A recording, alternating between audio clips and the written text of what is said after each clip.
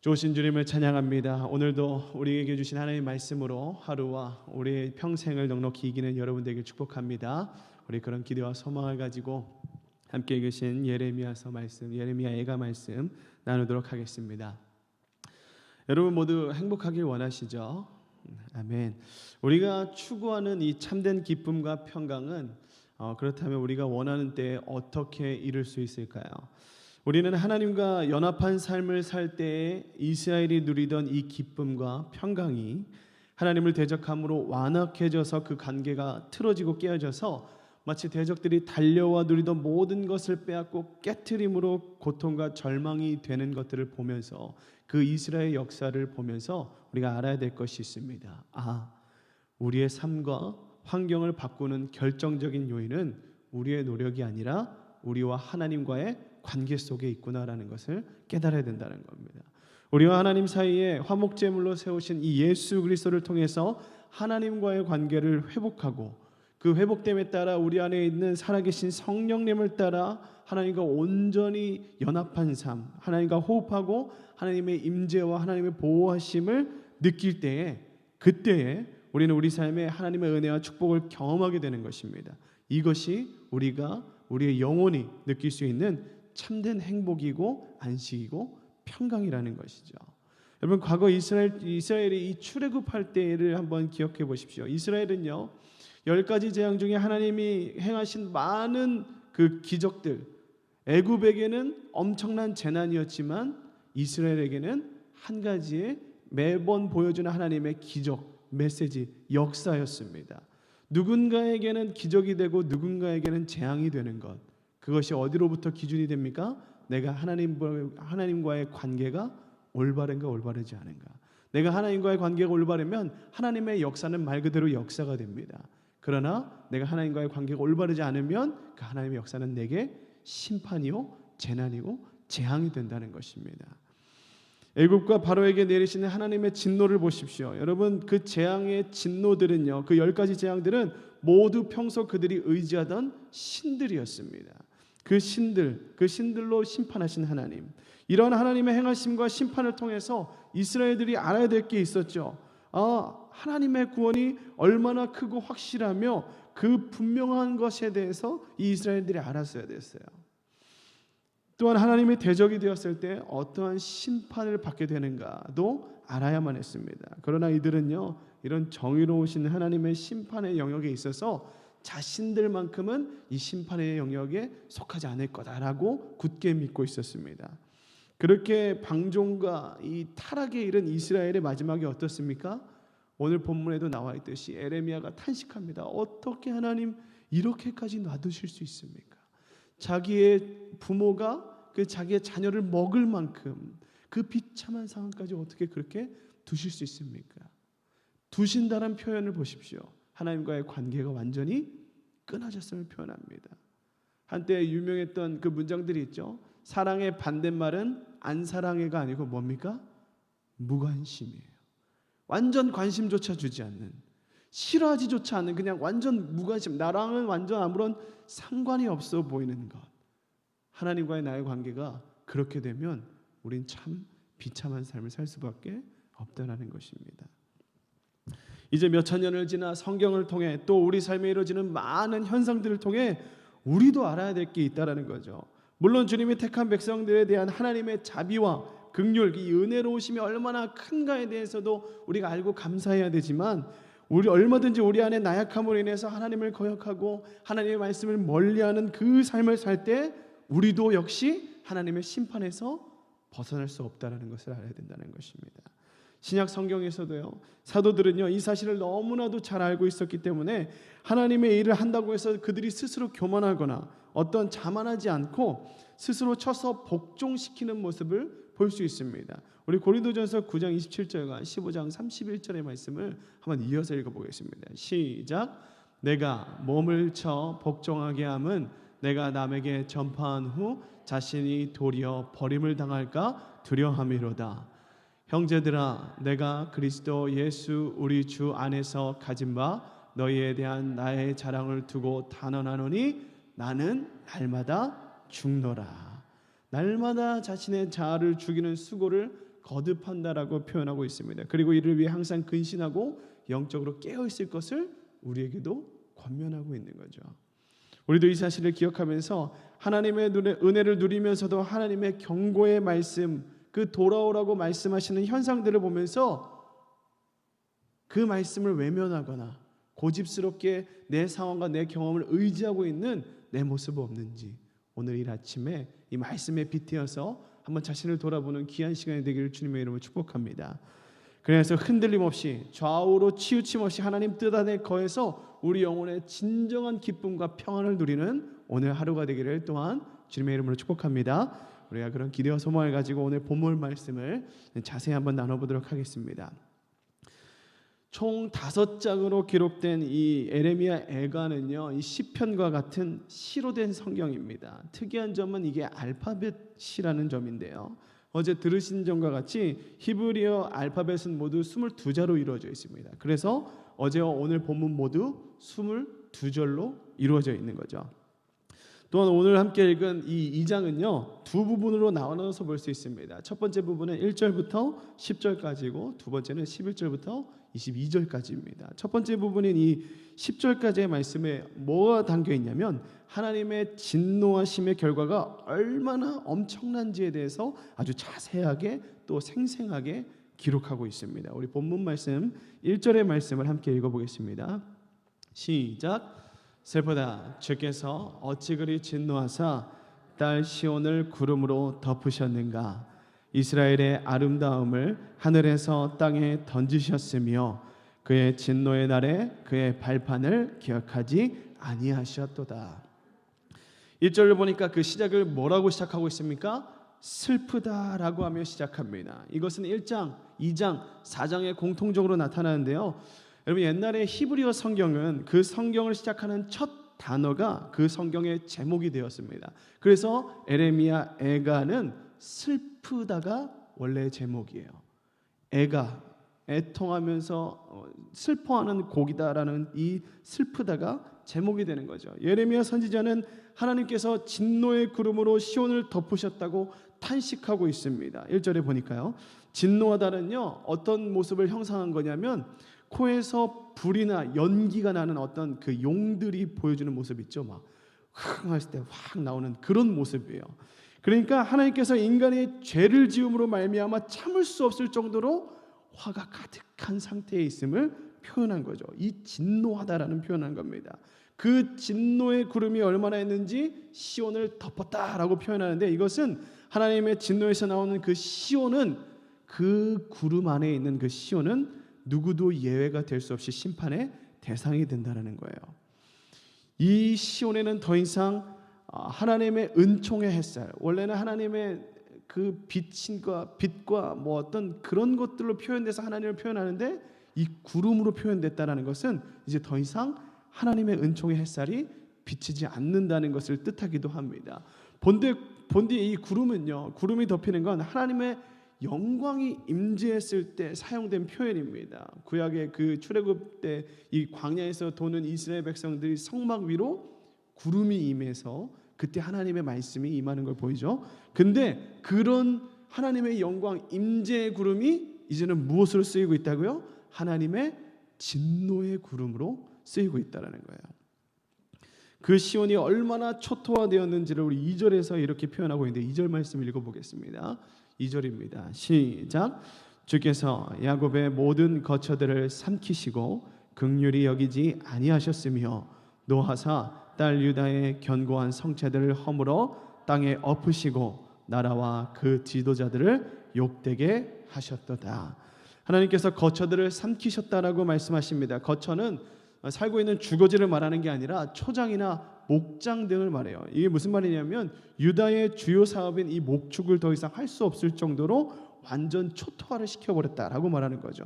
또한 이어서 성체들을 땅에 엎으셨다, 허물어 땅에 엎으셨다라고 하는데 이 고대의 사람들은 생명을 지켜주는 가장 최대의 보호막은 성벽이었습니다. 그런데 이 성벽이 무너진 상태로 보호받을 수 없는 상태가 됐다고 지금 말하고 있는 거예요. 마치 담벼락과 대문이 없이 그런 집에서 살고 있는 것과 같은 거죠. 또한 이 나라와 지도자들은 욕되게 했다 이렇게 표현하고 있는데, 유다는 더 이상 나라도 없고 왕도 없고 지도자가 없는 곳이 되어서 백성들이 어떻게 해야 되는가, 그냥 삶에 대해서 한탄하고 어렵기만 하는 상태가 되었다라고 말하고 있는 거예요. 계속적으로 이 유다가 얼마나 참혹한 상황이 있는지 계속 비춰주고 있죠. 그 유다에 임한 하나님의 진노에 대해서 보다 더 자세히 3절과 4절에서 이렇게 다루고 있습니다. 우리 3절과 4절 이어서 읽어보겠습니다. 시작. 맹렬한 진노로 이스라엘의 모든 뿔을 자르셨으며 원수 앞에서 그의 오른손을 뒤로 거두어 들이시고 맹렬한 불이 사방으로 불사름같이 야곱을 불사르셨도다. 원수같이 그의 활을 당기고 대적처럼 그의 오른손을 들고 서서 눈에 드는 아름다운 모든 사람을 죽이셨으며 딸 시온의 장막에 그의 노를 불처럼 쏟으셨도다. 하나님의 진노가 이스라엘은 모든 뿔을 잘랐다라고 하고 있는데, 뿔은요, 이 문자적으로는 양이나 염소, 이 황소 등의 뿔을 의미하지만 이 성경에서 나오는 뿔은요, 힘, 권력, 권세 이런 것들을 뜻합니다. 즉 이런 것들을 부여받은 사람, 특히 이 왕애들을 표현할 때 이 뿔을 많이 표현하는데, 그리고 3절 4절에서 또 주의 깊게 우리가 보아야 될 단어가 있는데 바로 오른손이라는 단어입니다. 여러분, 성경에서 이 오른손은요, 권능과 능력, 구원 등을 뜻하는 단어예요.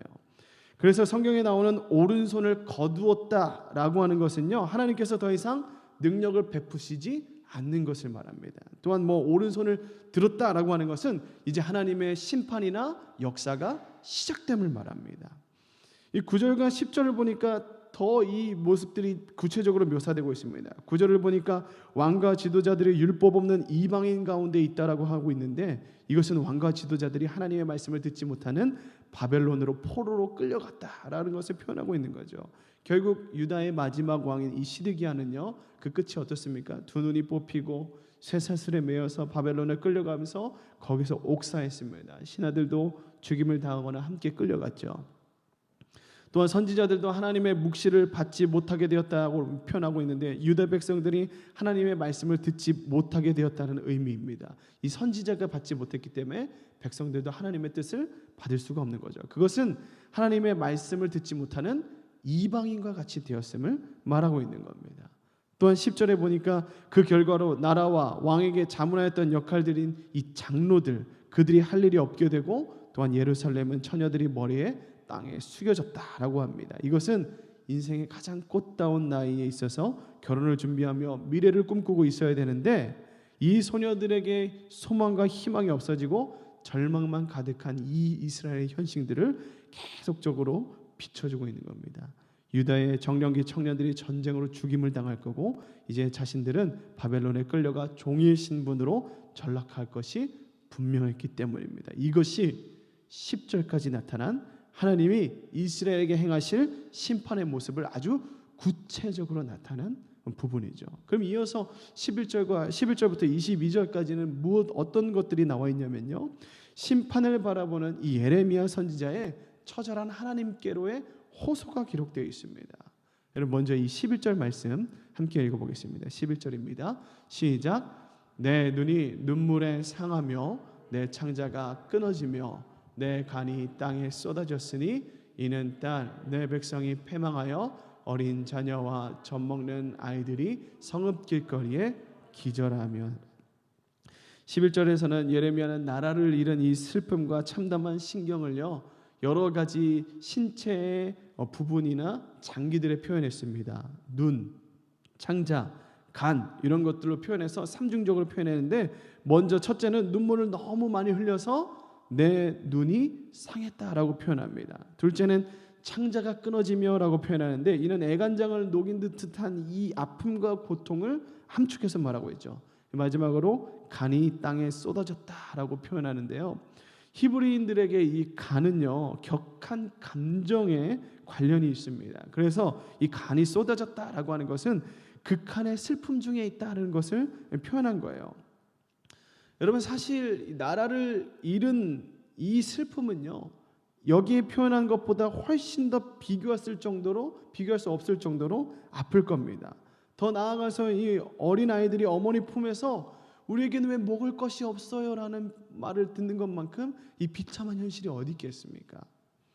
실제로 시드기야 왕 통치 9년인 이 주전 588년부터 1년 6개월 동안 예루살렘은 포위가 되어서 먹을 것과 마실 것이 완전 끊긴 상태였습니다. 지금 서울 시내에도 1년 6개월 동안 식량이 공급이 딱 차단된다면요, 말할 수 없는 참극들이 일어날 거예요. 하물며 이 2500년 전이겠습니까? 자신이 쌌던 그 오줌을 먹기도 하고 자기가 낳은 자녀를 먹기도 하는 이 비참한 현실들.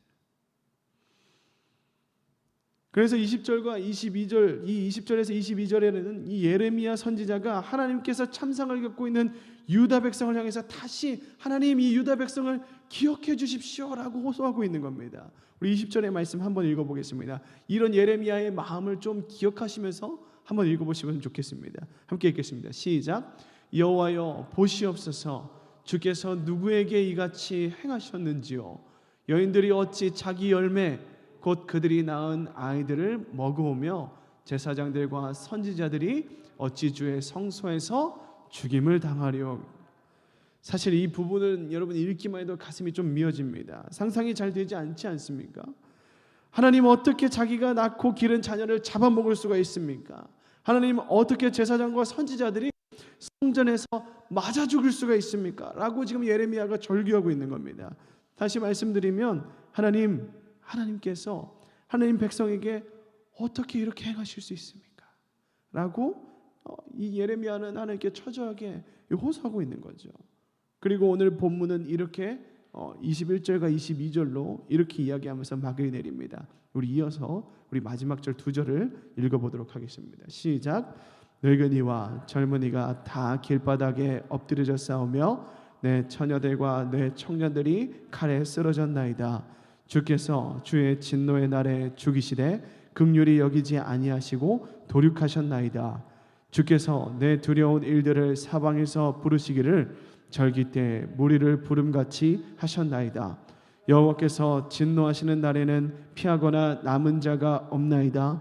내가 낳아 기르는 아이들을 내 원수가 다 멸하였나이다.